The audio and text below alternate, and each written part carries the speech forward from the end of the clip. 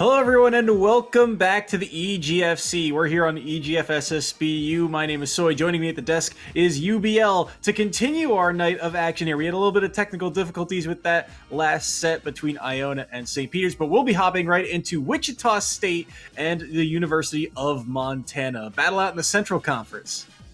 Yeah, and both these teams are looking to get on the right track, I guess. It's a little bit late in the season, of course, for all of this, but a win's a win, and both teams are looking for it as WSU and Montana State get rolling with their two respective champions. That is going to be There It Is, as well as Meme Hack getting this game off for us.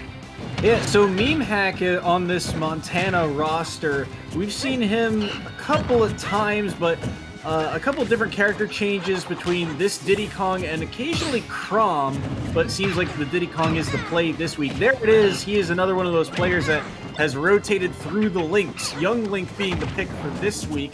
He went almost exclusively Link last week, or sorry, not last week, last season. But the Young Link has been putting in work this season. There it is. It's 3-4 on the year. And Meme Hack still searching for his first EGF victory. And if you're going to do it as the Diddy Kong, then while you're off to a very good start, Young Link generally is seen as one of Diddy Kong's more frustrating matchups. Diddy Kong loves to play on the ground, loves to control a lot of space with banana pull and generic speed, on top of having utility in that monkey flip.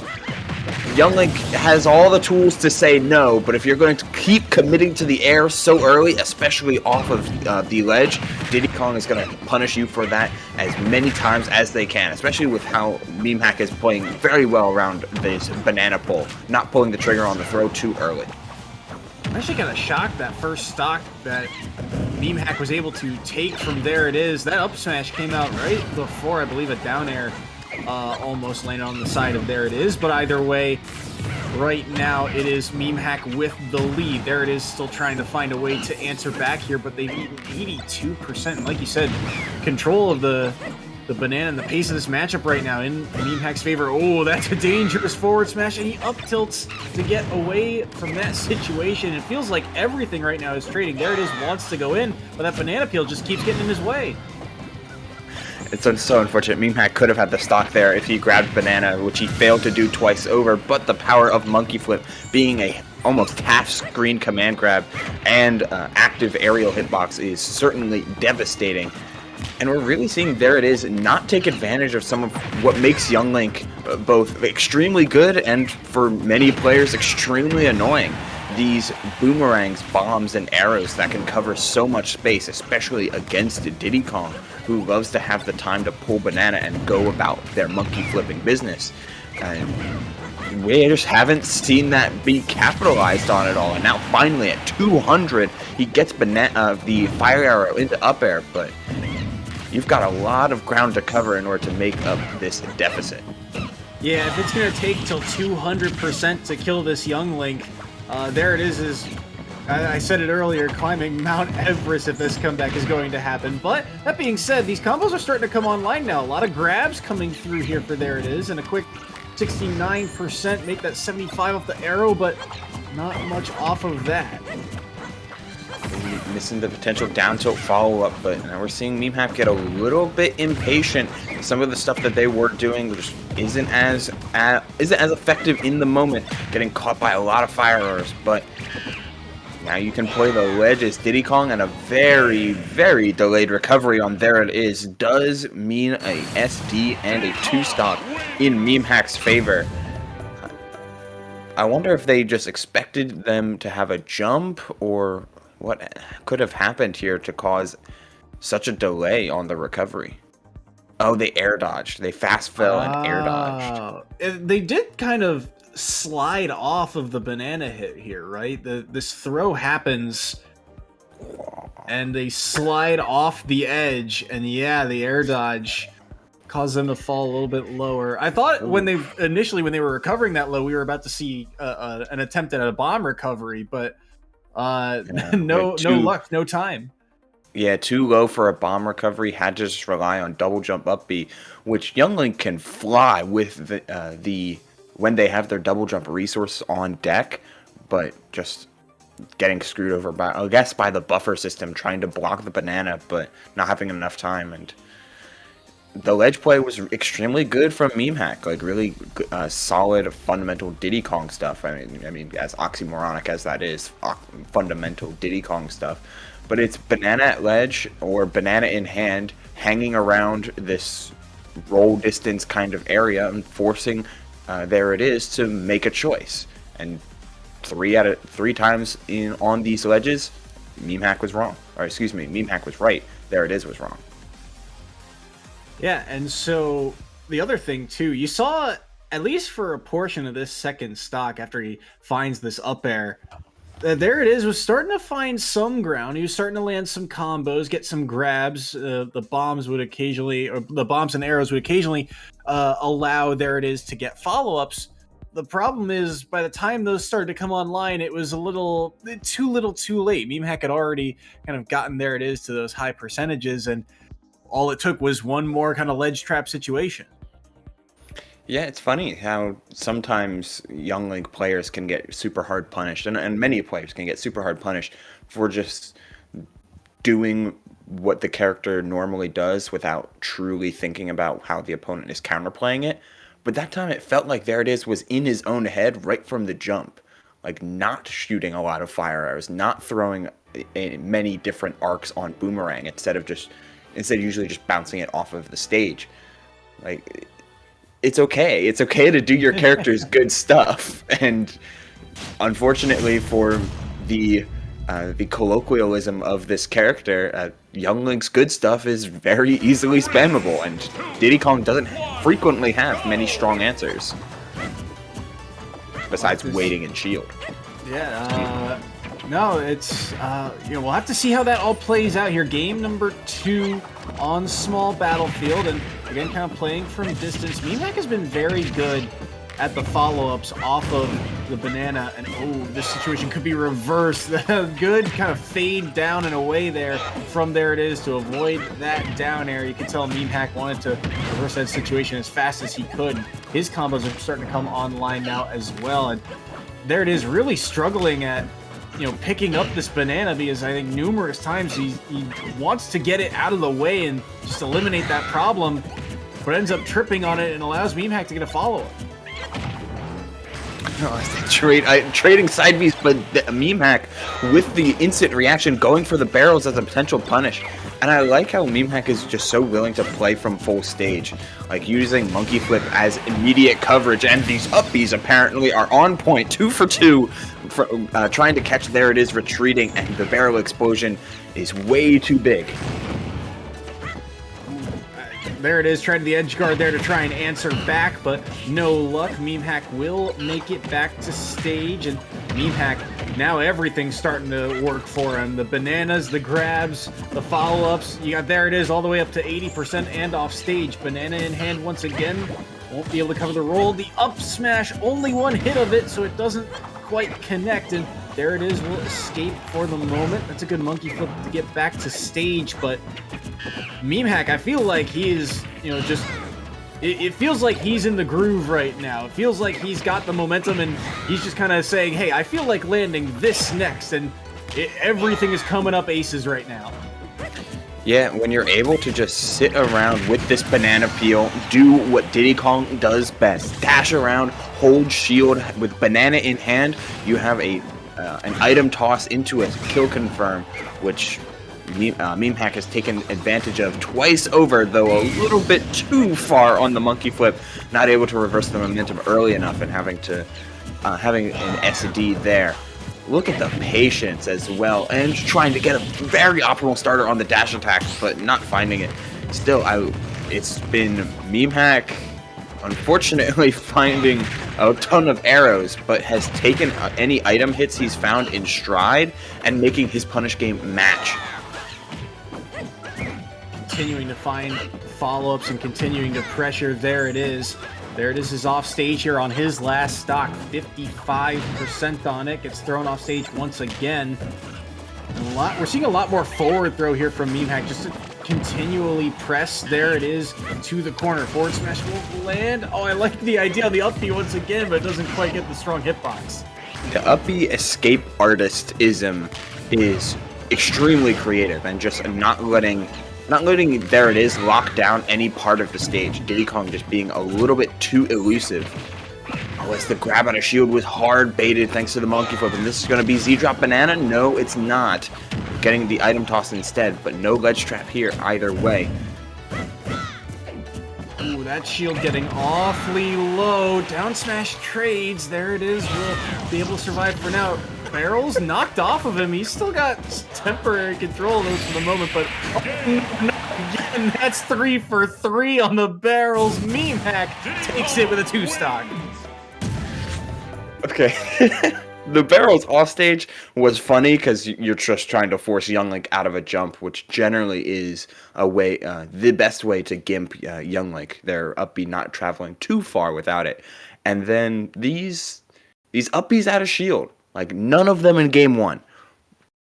I think there was 4 or 5 in game 2, and it took advantage of exactly what There It Is wanted to do, and it's the type of counterplay that I was suggesting in between games 1 and 2. Take advantage of Young Link's full screen pressure, shoot a ton of arrows, throw out a ton of boomerangs, and make Diddy Kong feel bad about choosing an option like monkey flip. And Memehack just said, I'm coming at you anyway with a massive hitbox. Yeah, I mean, yeah, I think you're right. What, 3 or 4 up Bs? All of them landed. 3 of them were the strong hitbox as opposed to the one that I think just kind of clipped him. But still, it was just a call out time and time again saying, you want space? I won't give you any. And then it was it was the thing that ended up allowing Memehack to end that series, that game.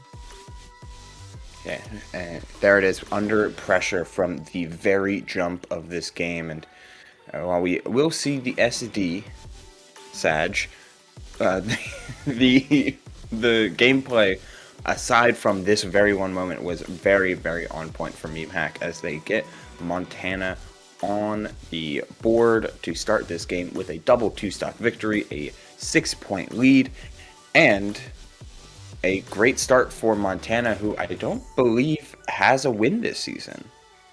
That is right. They are 0-5 so far this season, still searching for their first EGF victory, and one that they could really use in this Central Conference is here's the way that this set ends. I mean, numerous times that rollout, yeah, that roll got scouted out by Memehack, and that is Memehack's first EGF victory. It gives Montana the lead 6-0, as you pointed out, so a very good start for them. If you're in the broader picture of this league and this format here, these are two teams in the Central Conference that are, as you said, trying to kind of battle back here. Wichita State is 4-9 on the season, so their playoff hopes are out of their hands at the moment because they would need a lot of teams to kind of lose, and they would essentially have to win out if they were to make that national bracket, or if they win their conference championship. But that conference championship, as we said,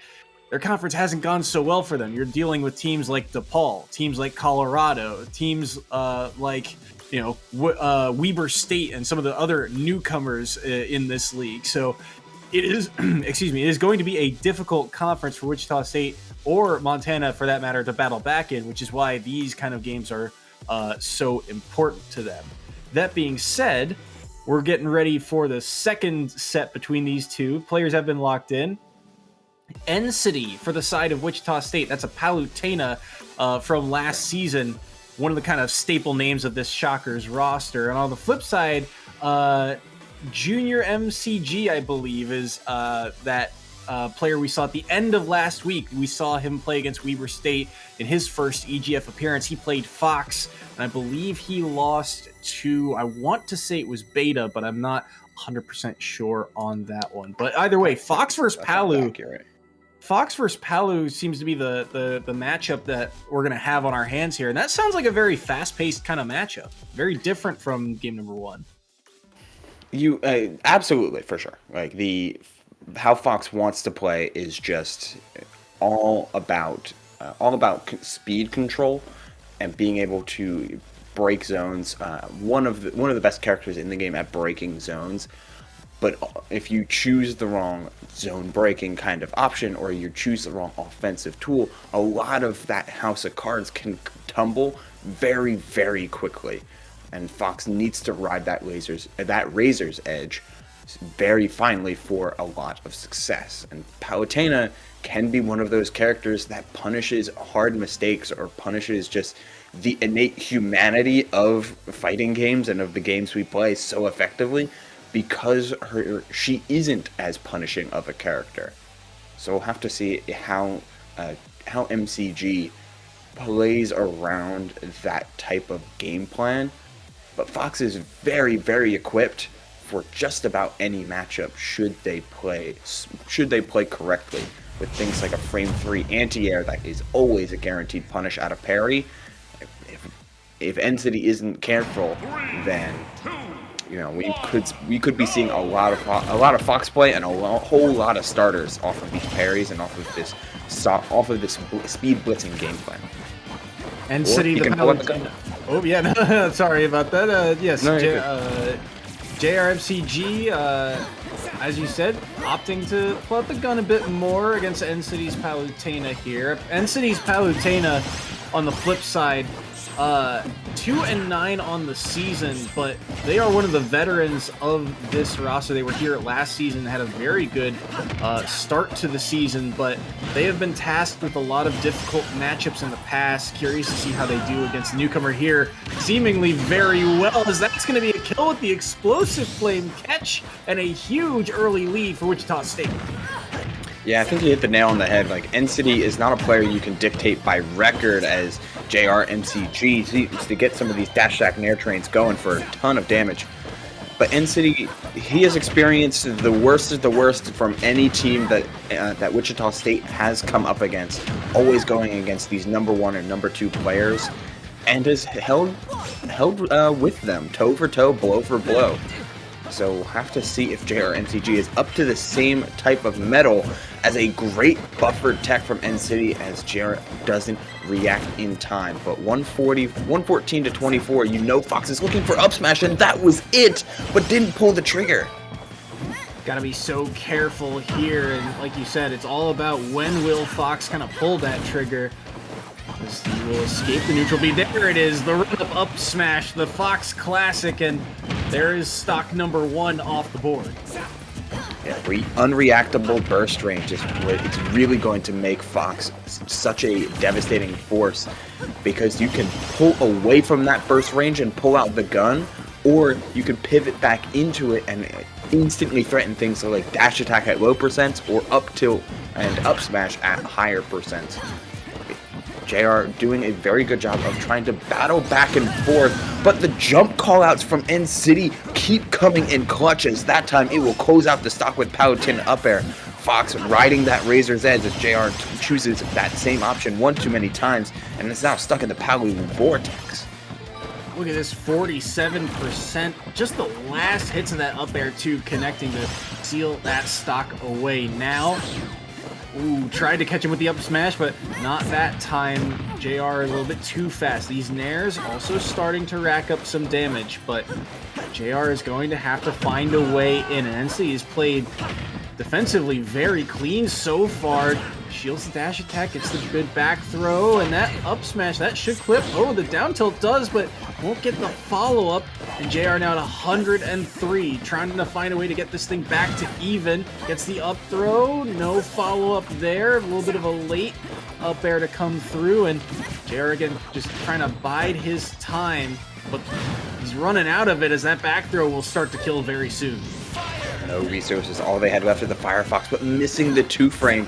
As JR just a little bit too slow on their offense some of these times. The dash attacks being pulled too early, and the recovery routes decided far too quickly. What JR had in execution, and a lot of times they lacked in decision making. Dash attacks pull a little bit too early, allowing for punishes. Not expecting NCity to go for as many shield grabs, and thus getting punished for off of things that are usually safe, like neutral air. not finding grabs and not overshooting, like just little things that while Fox can certainly rack up damage when the openings were found, and we saw JR have the opportunities to do so, too many times recovering high, too many times jumping out of hit stun, like little things like that that are very, very detrimental to Fox in all ways. Yeah, we saw, like you said, a lot of high recoveries here and there get caught and called out. And jumping out of hit stun, I feel like, is something that it's kind of hardwired into your brain to do, especially So in good. the early stages, because it's so good. It's, it instantly kind of reverses your momentum. If you're being hit off stage, it's so quick to get you out of kind of that hit stun. But having that jump be available as Fox, I feel like, is very crucial. And JR was burning it very early all the time. Yeah, and as we see, like this is the first grab that NCity gets, and this is the second grab. Either way, they reset a grab on this platform twice over. The first time they back aired and got caught jumping and missed because of a jump out of hit stun. The second time they get the same grab in the same situation and cover a different option, and JR wasn't ready for it. That's the type of stuff that NCity not only has been showing in multiple games over, but it is what lets him keep up with those all players of all calibers. The other thing I'm looking for here too, you mentioned in the before this match that up tilt from Fox is very good, but we really never saw it in that first set. But here the nairs just continue to connect here for JR, and look at the percent starting to rack up because of it. I'm curious to see if he opts to find an up tilt instead of something like a grab in the past maybe, but right now NCity is the one trying to reverse the situation. Good dash attack though from JR, no good follow-up. That was a forward smash, I believe, coming out, but not fast enough as JR continues to press NCity to the corner. Oh, and taking full stage that time, really trying to take advantage of Fox's speed. But so much of JR's offense has been these full hop nairs and full hop down airs, and you can't always respect NCity is going to respect you not jumping as... Wow, deja vu, where have I been here? The explosive flame in mid-stage, JR not pressing a button and getting hard punished for it. Ooh, nair into grab, fast forward combos, leads to 40, very nice. Quick 40. JR trying to find a way to answer back here and playing very carefully. You can tell he wants this up smash. He wants to take this stock now, but how does he find a way down? Ends up actually kind of sliding off of that platform, and now back to the nair game, but which one will land? There it is, but the tech roll away. NCity survives at 121. They'll be able to grab this ledge once again. JR doesn't read the roll back. Another dash attack. The up air won't follow through there. And NCity, that's a dangerous B right into Fox's face, but no punish. The jab doesn't connect either. And both of these players, it feels like there's an opportunity to capitalize, but they're just not quite there for it.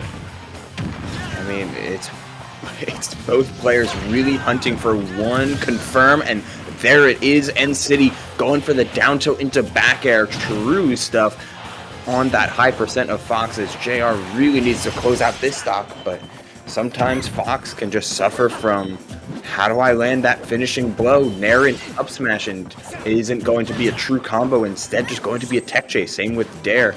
So you're having to rely on back airs, which we haven't even seen JR try to throw out.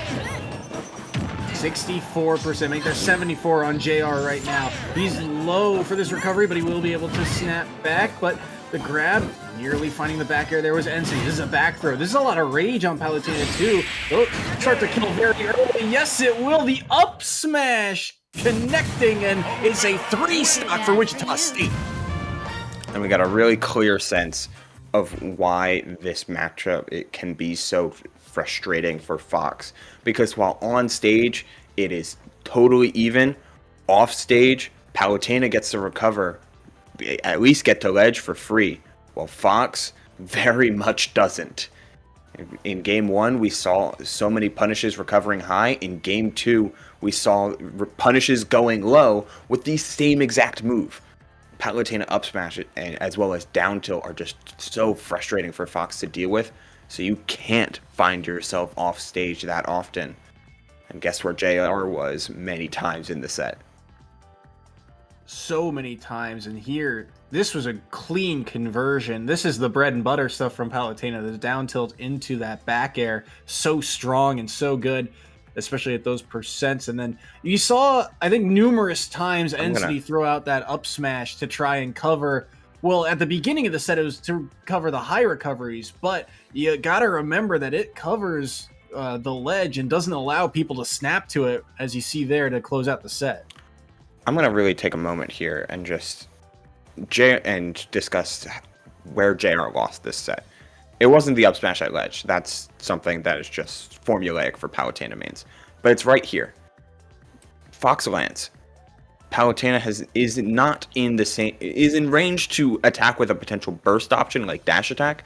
But at this point, you're in a landing situation where JR can either detach and reset neutral, or play into the scramble. And at 144, and for a majority of this stock, JR has wanted to play into the scramble with one option only: dash attack. And that's what he does here. But this dash attack is so unbelievably risky because Palutena and NCity have nothing to fear from anything that doesn't break shield.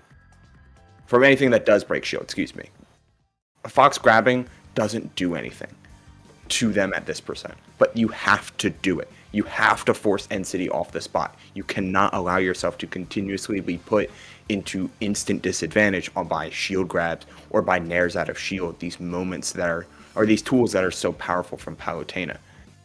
And at 81%, you're going to be thrown off stage and killed for it.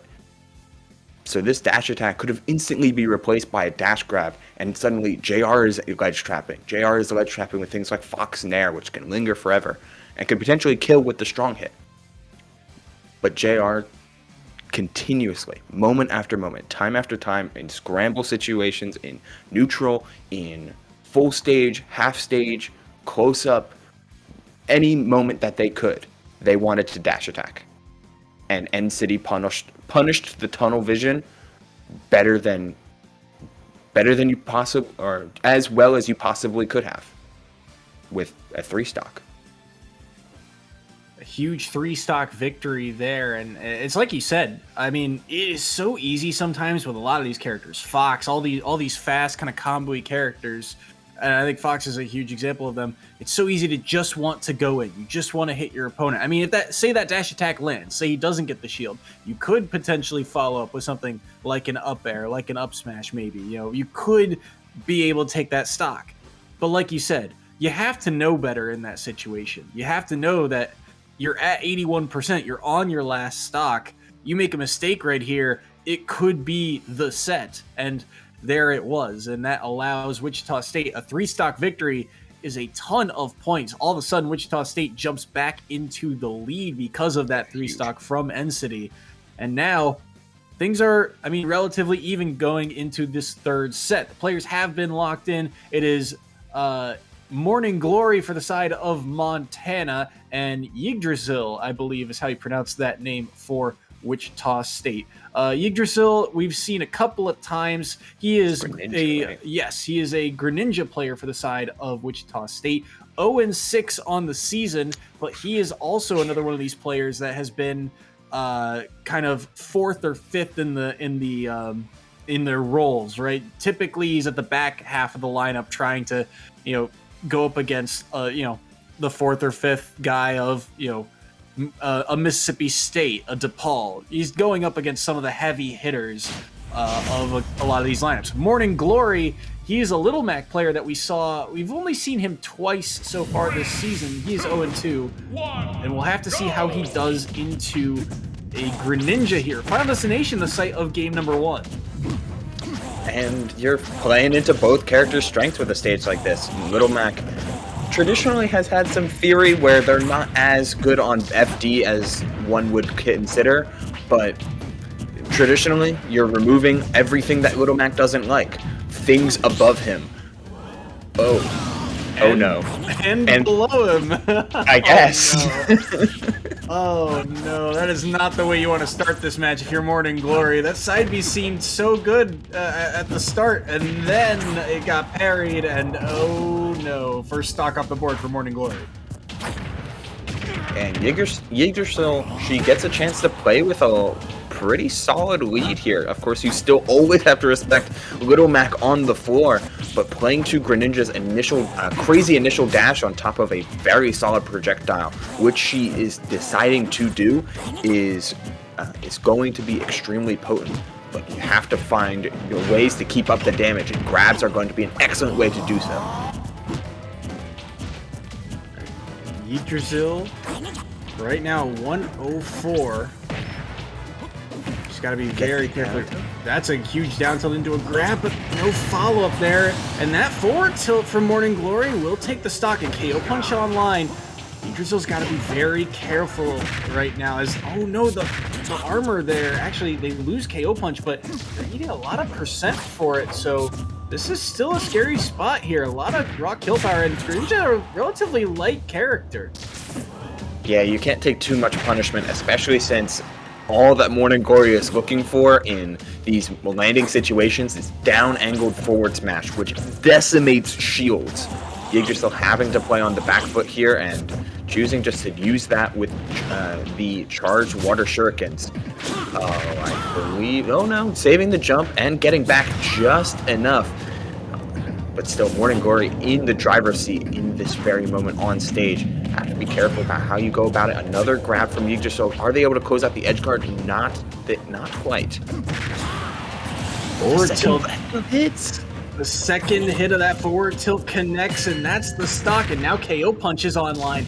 Yggdrasil's got to be very careful here. This is a dangerous spot to be in. 21%. That KO Punch lands. That is likely the stock, but they get hit by the neutral B, so KO Punch is off the board. That's a huge sigh of relief from Yggdrasil at the moment, but they still have to find a way to answer back here. They do. The forward air lands, and we're on a last stock scenario here.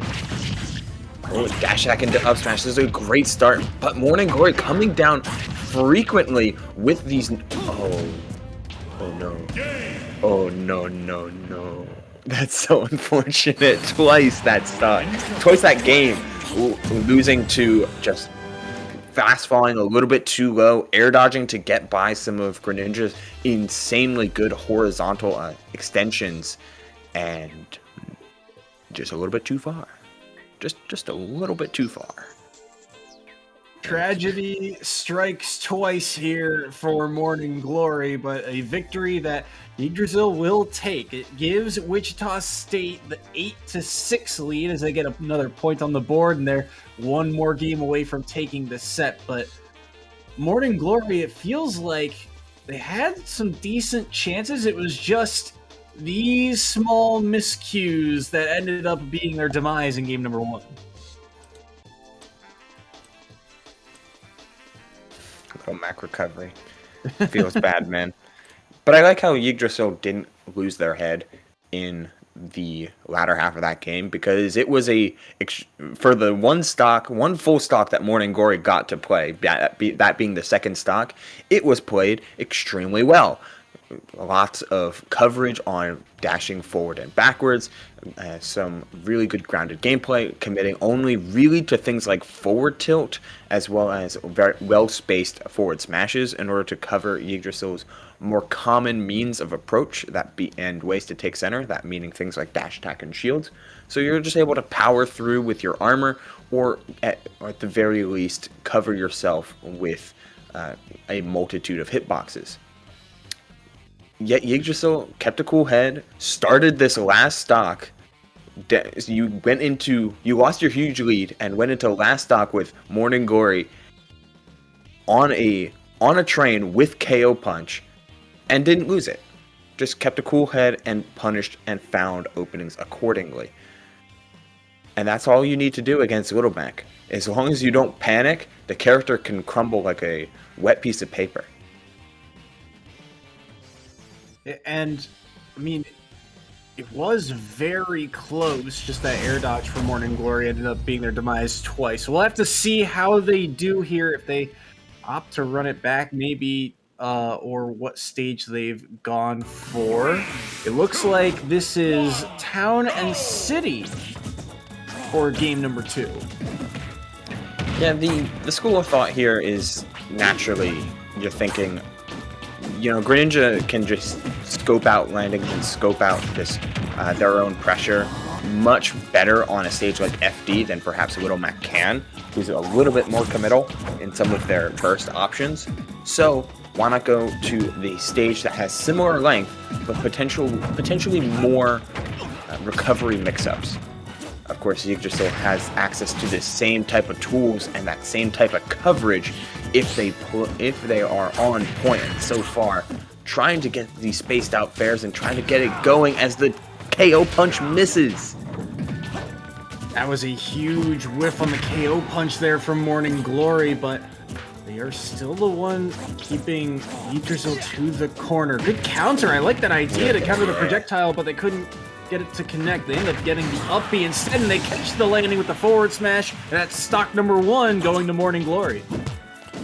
Neutral air dodge is not safe between either of these two players as another dash attack comes in looking for the coverage, but that's where forward tilt comes in to get Morning Glory out of many and many sticky situations. Dash attack after dash attack, and the coverage on the Jolt Haymaker leaves this game back to even. Back-to-back sweet spots on those up smashes from Yggdrasil. I have to be careful here. Gets grabbed here, Morning Glory. Ooh, I like the idea just to go for the forward smash follow-up, but Yggdrasil gets out for the moment. Just trying to keep their space right now, and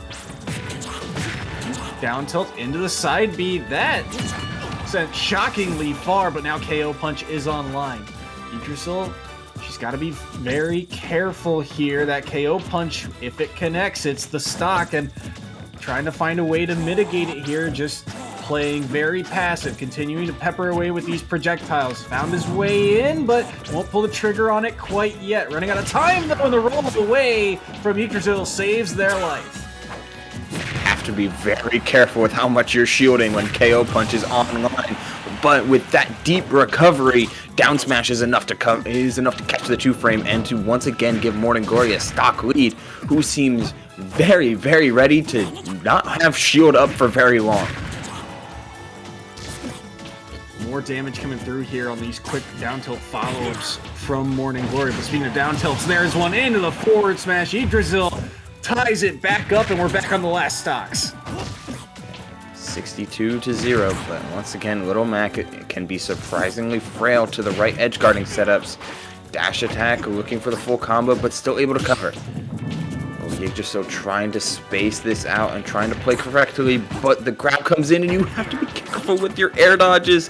Morning Glory looking ready to cover exactly that, but isn't able to find the punish. Scrambling as the drag down, but that armor. Yggdrasil just not able to cover for many of these armored options that Morning Glory has in store.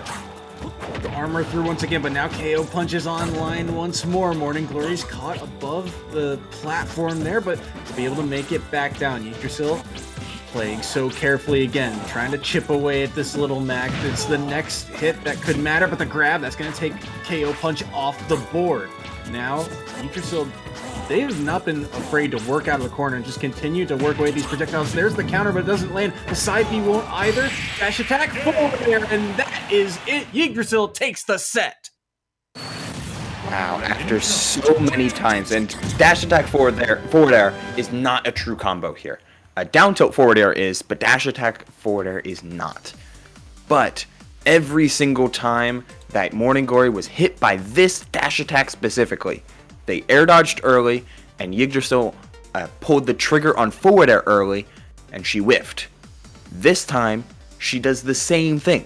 The no mix-up happens. But Morning Glory potentially overthinking it, potentially thinking that she would try and wait out an air dodge, or maybe look to cover platform. But she does it anyway. She goes forward knowing that this is a chance to close out the stock, because Little Mac, if you're going to be sticking around off stage, that's inevitably a good thing, even if you whiff this forward air. So she goes for it and gets it. gets it Very to close out the set too. And I think one of the biggest keys here was that Morning Glory, while they did have, I think, the advantage of taking the first stock most of the time, it was Yggdrasil's play around kind of the outskirts of the stage. They played at such a distance that those burst options from Morning Glory weren't quite finding their mark as much as they were, say, in that first game in the second stock. Yeah, I'm in 100% agreement. She played with the width of the stage a whole lot better that you would think that this was her counterpick, and maybe it is in some if she would have lost at game one. But it was well played from a majority of aspects. I love that both players, honestly, were really committed to not trying to shield too much, knowing that neither of them get much out of it.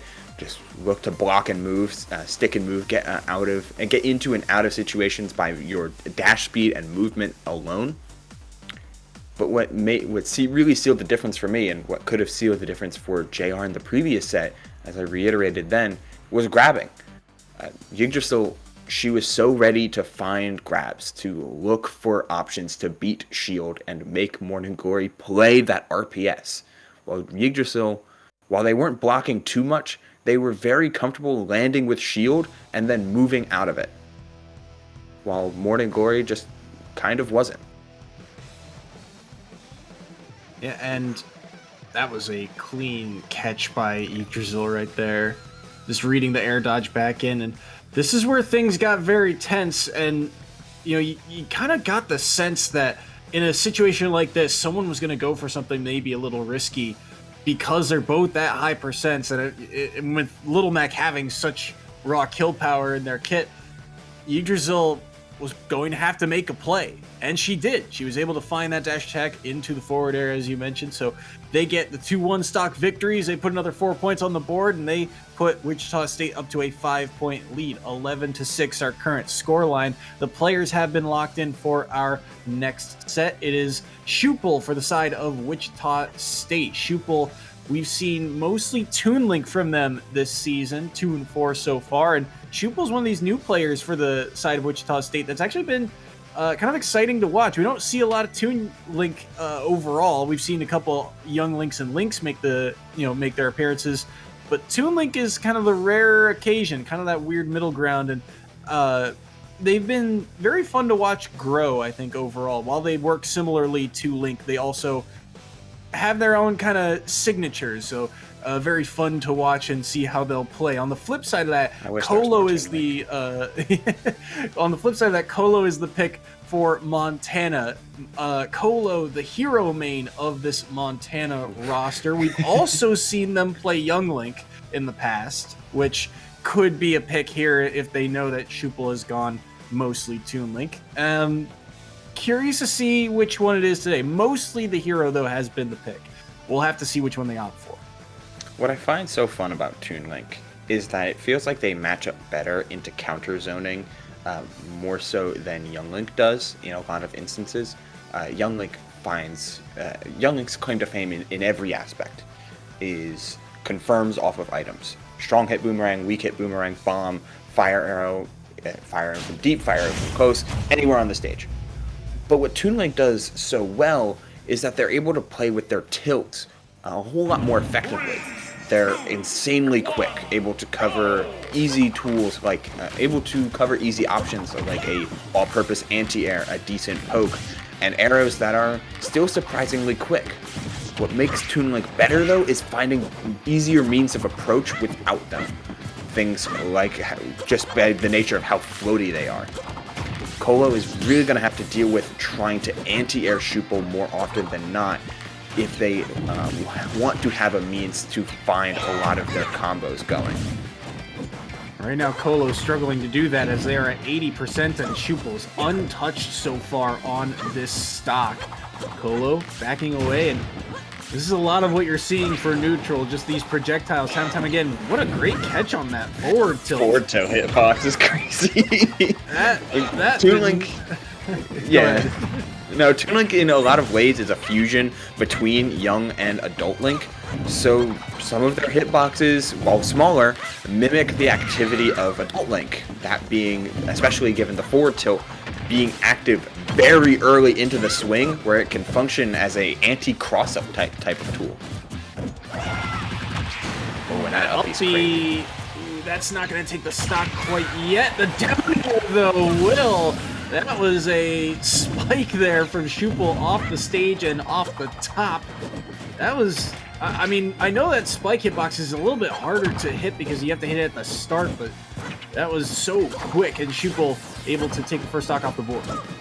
And hey, when you're able to nail on damage very reliably as of late, sometimes you just need a stock off the backboard, and Shupel will certainly take that. But Colo's starting to play with a little bit more gusto, approaching with some of these lingering nails, trying to power through the lingering items on Shupel's part. But that up B out of shield is so strong for Shupel as the forward tilt. Toon Link forward tilt is a menace, and we're seeing every facet as to why in this game 1.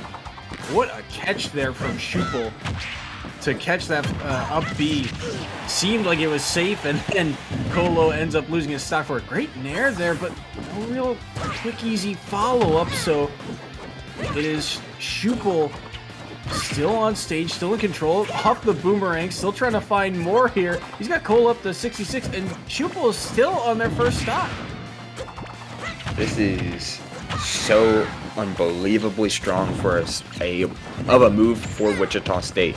After a rough game 1 with a double 2 stock on There It Is, Wichita State has answered with 3 unbelievably strong performances. And in this one, Colo, while he is able to take that first stock, isn't quite keeping up with Shupel's pretty on-point punish game and assessment of both item awareness as well as risk reward. They knew they could take soft hit boomerang because it was negative on hit at such a low percent and confirm into their own item combo. Not to mention, man, Toon Link's forward tilt. It's a house. That was such a clean conversion. He got that off of, that all started off of a Zaire, I believe, from the platform to get him over to that side of the stage. But yeah, I mean, after, right from really the start, I guess, of this game, Shupel was all over the, it feels like in neutral, they kind of have the same game plan, right? Boomerangs, bombs, all of the projectiles. But then it's like you said, Colo just couldn't really stop Shupel from getting in and finding all of these conversions. And even there, that forward tilt, the spacing on this move, and there's so much option coverage here. The bomb, the down air, and then the forward tilt to follow up. Just so smart from Shupel. Yeah, and I want to really zoom in here because this forward tilt, it's active like from here, like from about here all the way forward. Like, it is ridiculous just how much this singular move can cover, to the point where Young Link almost doesn't have an easy answer for this move in the situations where it's useful. It forces Young Link into some very precarious spots where they can't always safely cross up with things like back air and neutral air if Toon Link is ready to call them out for it. So we're gonna let it play.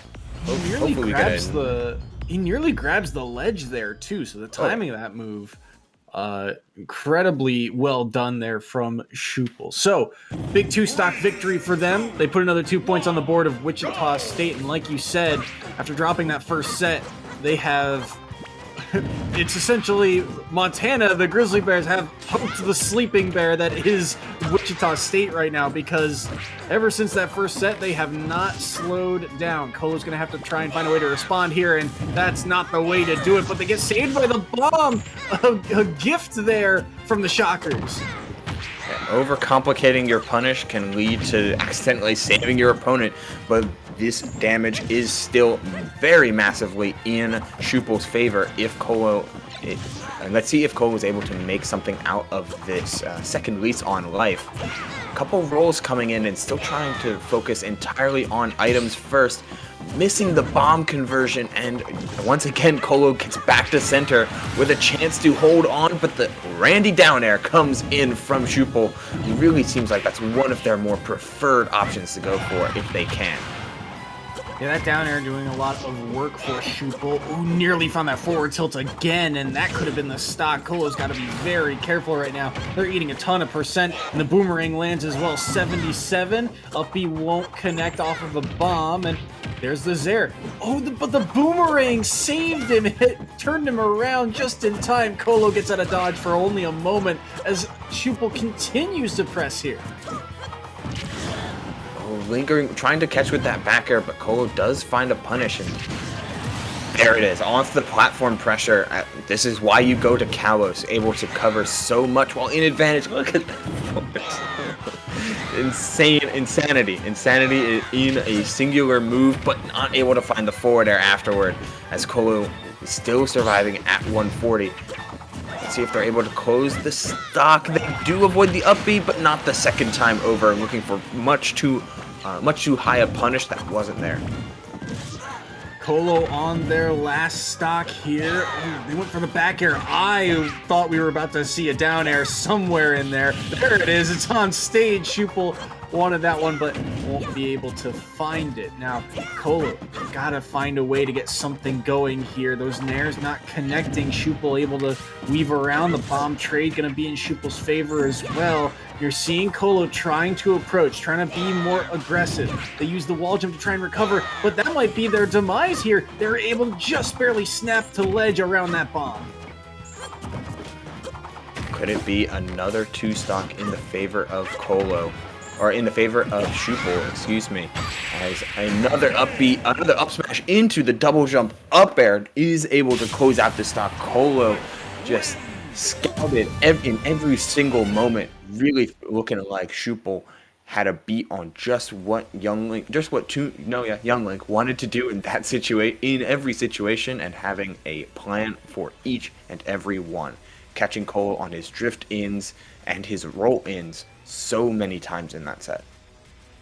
Felt like Schupel came in with a game plan and it worked, and then they didn't have to adjust, really all that much. Whereas Montana, Colo, they also had a game plan, but it just wasn't enough. And like you said, there were just so many portions of the game that Schupel just said, you don't have an answer for this forward tilt. You don't have an answer for this follow-up. The quick down airs, even the boomerangs, the roll-ins, just everything coming up in spades for Schupel in this set.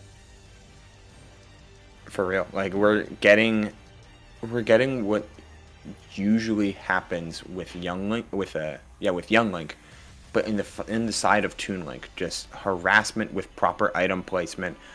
But what makes Young Link play differently, despite all of the moves being very, very similar to the rest, to their other 2 Link brethren, what Schupel is constantly doing is, maybe we can see it in this replay.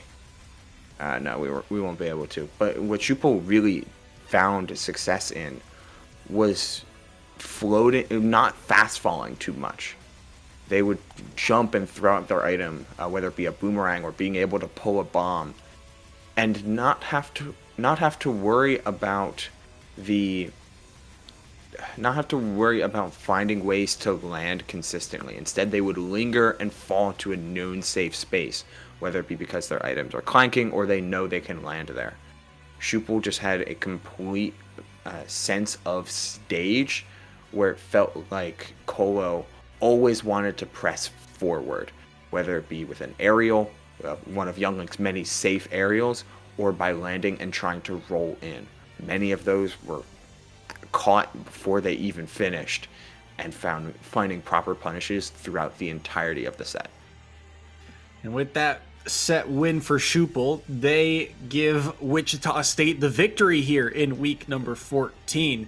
It is, with only 1 set remaining, maximum points you can get is 8, so this is uncomebackable for Montana, but we will still play out that 5th set because of tiebreakers, round differential, and whatnot, all on the line for these 2 schools. The players have been locked in. It is Linney for the side of Wichita State and Blue Cheese for the side of Montana. Lenny, another kind of storied player for Wichita State. He's been here since last season. He's been very good. 9-2 on this Mega Man. If there's a final boss for Wichita State, it feels like Lenny is the guy.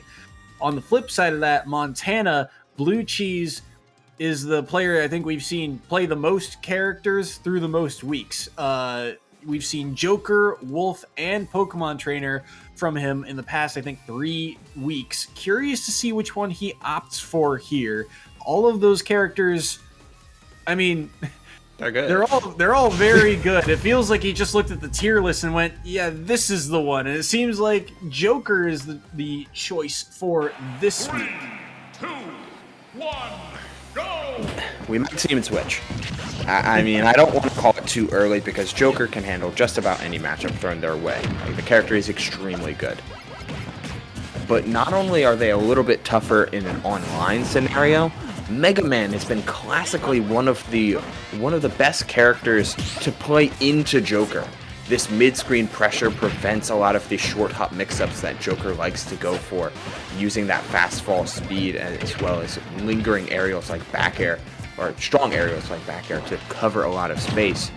And if you're not able to use your prominent neutral tools like gun or short hop Iha as a means of this mid-screen pressure, then Mega Man can just walk, run, and jump and shoot all over you as we see him cross up with that forward tilt into the nair.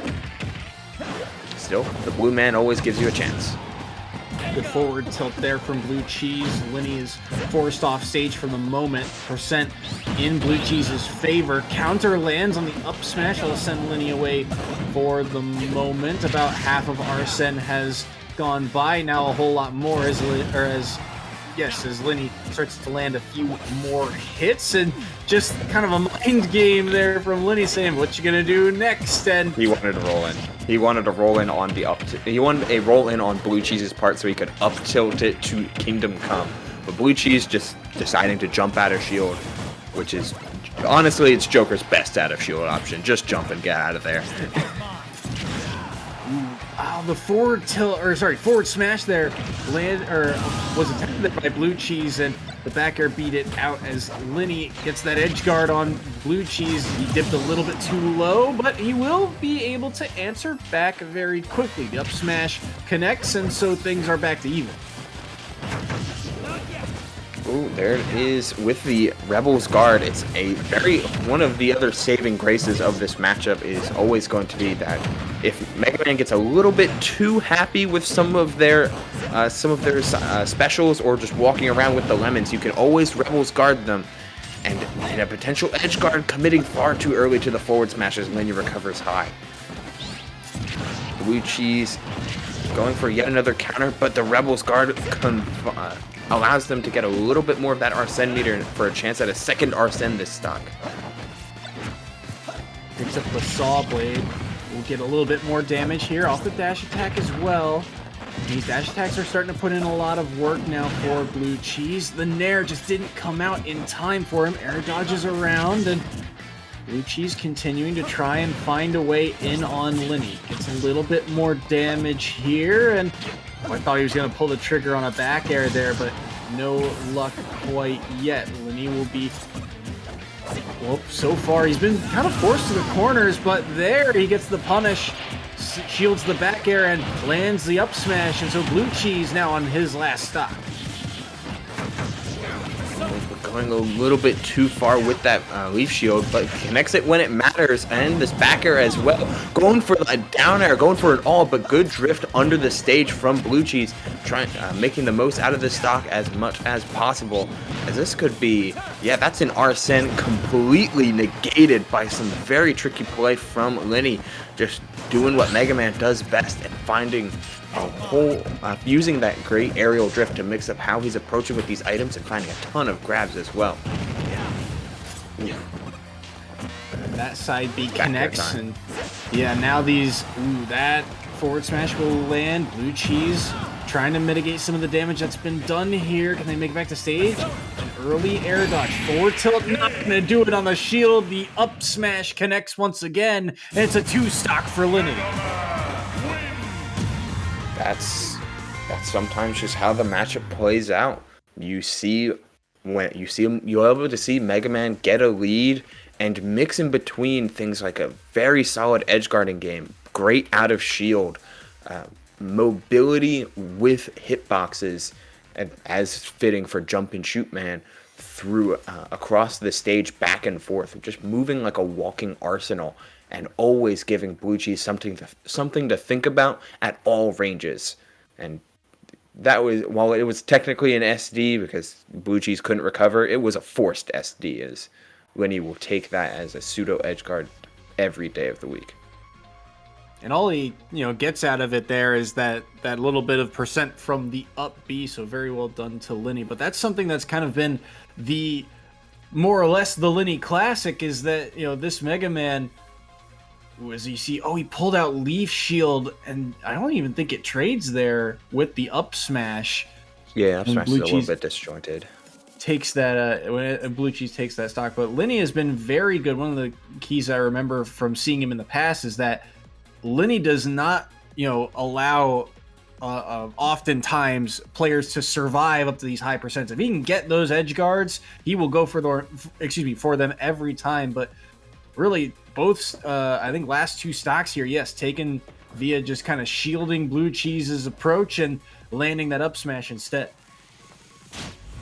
Finding a lot of success in many of these situations is that, in many of these prolonged blocking situations, is just solidly played as a change of skin comes out, but no change of character for Blue Cheese. Just trying to stick it out with this Joker. It's certainly, again, great pick. As much as Mega Man may be one of Joker's more annoying matchups, it is still only like -1 at worst. So definitely room to close out to bring this game and to bring this set into an even predicament if you're able to find ways to poke through Lenny's neutral and punish him hard in disadvantage. Getting aggressive with your returns to stage may not be always the best choice.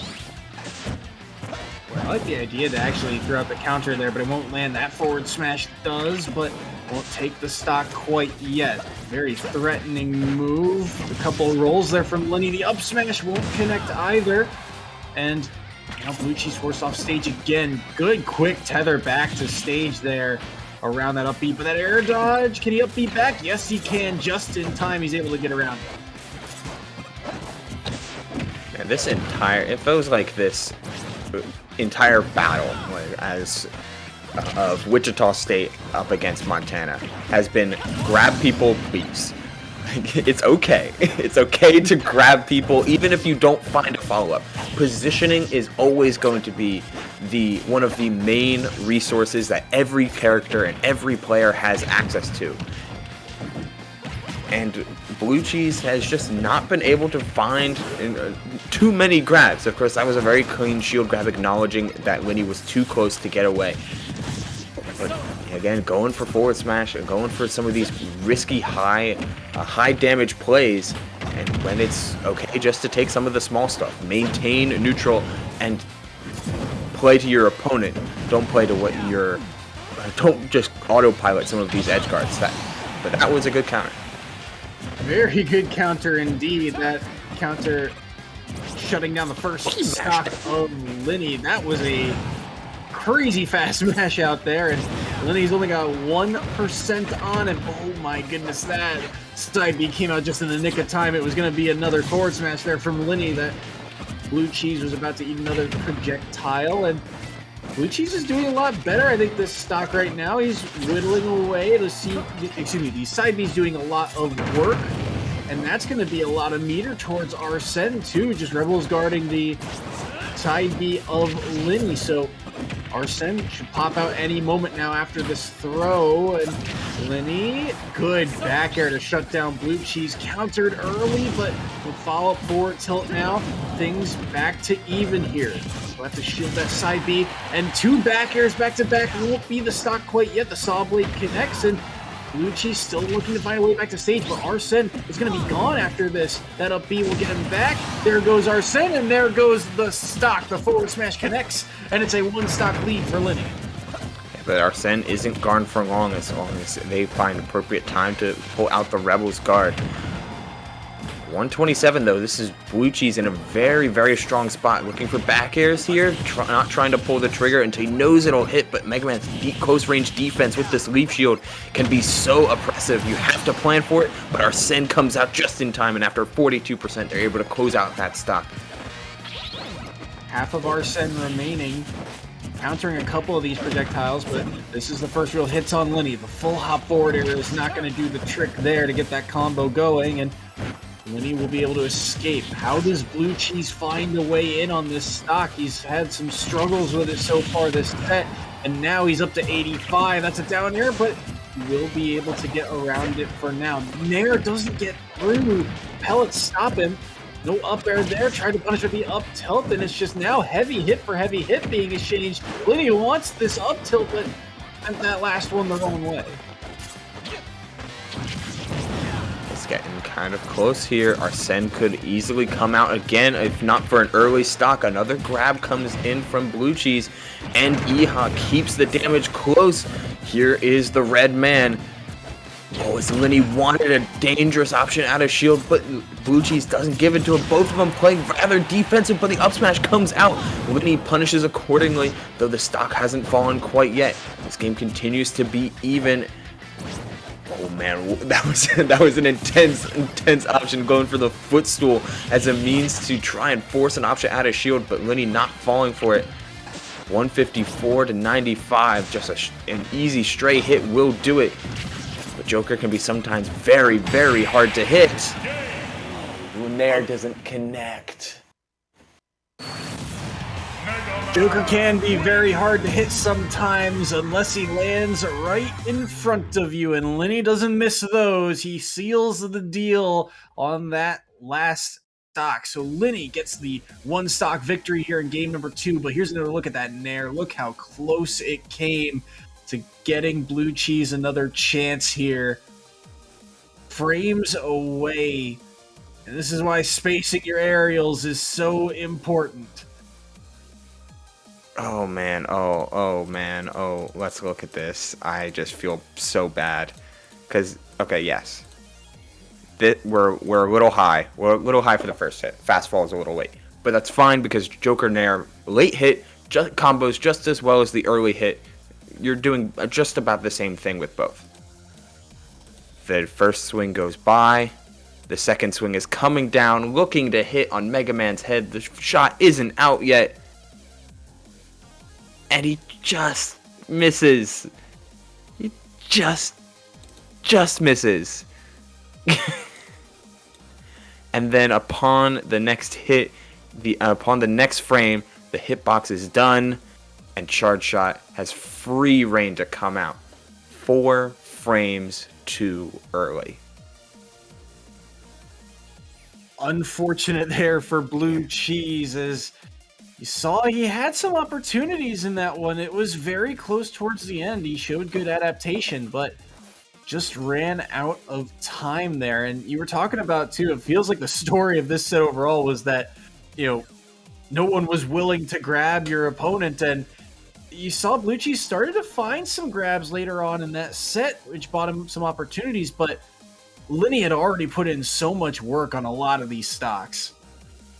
Yeah, whether it be with clean edge guards like that, just using the pellets as a means of stopping Joker's tether and pushing them out of range, or the use of, or the idea that Joker doesn't have things that are as reliable when it comes to out of shield game, as well as adapting to proper counters a little bit later in the set, meant that Lenny oftentimes would approach with things like an empty hop or a run forward and then try and scout out a roll or try and scout out a jump by just holding shield and waiting close by to Blue Cheese. And Blue Cheese did a very good job defensively as the game went on, but weren't able to find the proper counter punches as frequently in order to make up the differential. But anything's possible with Arsene, and they had really good Arsene management as well. So Blue Cheese did so much right, but ended up just getting whittled away until they broke by 4 frames. And you saw, I think, numerous times you were talking about Blue Cheese's management of Arsene. It was few and far between that, Lenny had those one or two good strings on Arsene to really mitigate that meter in the first place. It was, so when Arsene was out, Arsene was very threatening and got a lot done. But again, Lenny had already put in work while Arsene was not on the table and did actually find one or two strings that made Arsene, less of an issue for himself. So that being said, Wichita State, they grabbed the victory here, 22-6, a big victory for them, one that they could use in terms of their playoff potential chances. Montana, they fall here to 0-6 on the season, but you're seeing kind of the building blocks of this team. You're seeing that there's a lot of players on this team who have a good idea of what they're doing. They have a good idea of what they want to kind of have their game plan be going in each week. It's just a matter of executing and adapting that game plan when I think almost like baseball. When the fastball doesn't work, what's the curveball and what's the changeup? And I think that's really the key for Montana going forward is you have a good kind of base, but where is that next step to help you in these cases? Because it felt like a lot of the time, especially in those last two sets, Wichita State came in with a game plan and executed and didn't have to change much, didn't have to adapt to much that Montana threw at them. Yeah, they had a player for many different styles and for to fit many different matchups. I mean, you have Lenny with the Mega Man that's functioning more like a twin type of attack, that 4-seam and 2-seam fastball. Schupel to come in and throw at you with the changeup. And then N-City could slam you with a couple of deadly curveballs. A lot of their players cover and play just differently enough from each other to where you can actively change up how you approach building the order of your roster from week to week, which is not an advantage many teams try to use in the EGF league. Most of the time, especially in the top level teams, we'll see just the same lineup, the same starters and anchors every single week from some teams, when you can be flexible and try to choose matchup to matchup, week to week, and see how players are feeling from day to day and make the most out of something like that. Something that's been a key to Wichita State's success this season. We'll get a chance to interview one of the players after a short intermission. Don't go anywhere. We will be right back with more action.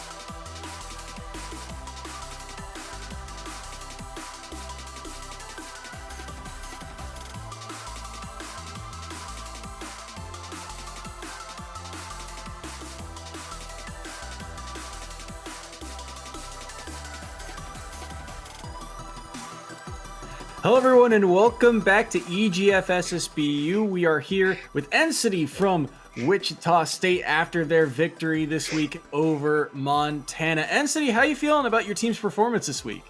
We feel really good about this performance. We've kind of been slumping a little bit in our past games, losing sets that we probably should have won more, and just been on a pretty hard losing streak. So to get this win is just really good for the team and morale as a whole.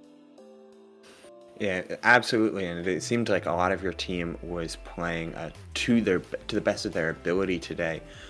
Do you think you're really starting to gather a sense of core for your team of how you want to approach each week after quite a rough streak as of late?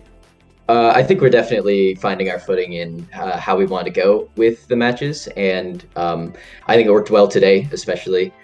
We had the first loss, and we were like, "Oh, that's totally fine." We just we're like, "Okay, we'll get what we're comfortable in, for certain matchups, and then kind of go from there." And it seemed to work out pretty well. Yeah, it did. I mean, you guys went on a tear after dropping that first stock. I want to talk about you in particular. I mean, Wichita State overall, you guys advanced now to 5-9 on the season, but you in particular, you've had a lot of tough matchups. You've been going up against a lot of the anchors of some of these teams. So how does it feel to I mean, go up against some of the harder competition here in the EGF? It's kind of been rough, but a lot of those guys are good. Spencer, that I played from Marquette, and Matt Beach especially. Those guys are just really solid players. But it's been hard on me. I've just been not getting the results I've wanted, but it's especially against players who are really good. So I said that's totally fine. I can do what I can in the matches that are just like would be considered easier, and it really showed today. So I'm really glad of that. Yeah, you get to really see the sometimes punching above your belt does lead to growth from any player, and you're really seeing that growth from you as a captain, not only from a gameplay standpoint, but do you feel like your growth as a team leader is been improving as well throughout the season? I would say so. I just kind of had to step up as captain from last semester as Geonosis had graduated. And so I think I've been working on it a lot and just kind of like trying my hardest to just keep team morale, keep everybody informed, keep everybody's spirits up and stuff. And I think it just kind of worked well, and I think it's been showing lately. So. Yeah, and when you have to go through that type of roster change, over a semester, it can be rather difficult. So with kind of Geonosis out of that lineup, I mean, what do you think, I guess, overall is your biggest strength as a team now that you've kind of reformatted your team? I think we definitely, even just this whole year, have been just kind of like hiding behind Linny, just like, oh yeah, Linny will definitely just like take a set for us or something. And I think now that we have a lot of players that we're unsure, I suppose, as to whether or not they can take certain sets off people. We've been really trying to just like work on everybody just to make sure that they can catch up to being able to take sets as consistently as Linny. They're not all there, obviously, but we're still working on it, and we're seeing some good results. Yeah, with the growth mentality, you can always find ways to build towards the future. I mean, Soy, do you have any other questions, or else do you want to head right into the shoutouts? NCity, do you have any? Yeah. I would just say shout outs to the team, to our coach, Justice. He's one of the best in the business. He's super hot. He's a great guy. So, and shout out to the teammates. They're doing wonderfully this semester. All right, well, thank you so much for joining us, NCity. We will see you guys next week when you guys take on the newcomers to the EGF in Sacramento State. Should be a fun one. And once again, congratulations on your victory this week. Thank you very much. All right, and with that, we will be cutting to a short break to get ready for our final set of the night. But once again, the final score of this matchup, Wichita State, they get the victory 22-6 over Montana. And when we come back, we will see the aforementioned Sacramento State go up against Weber State, who has been on fire as of late. Don't go anywhere. We'll be right back.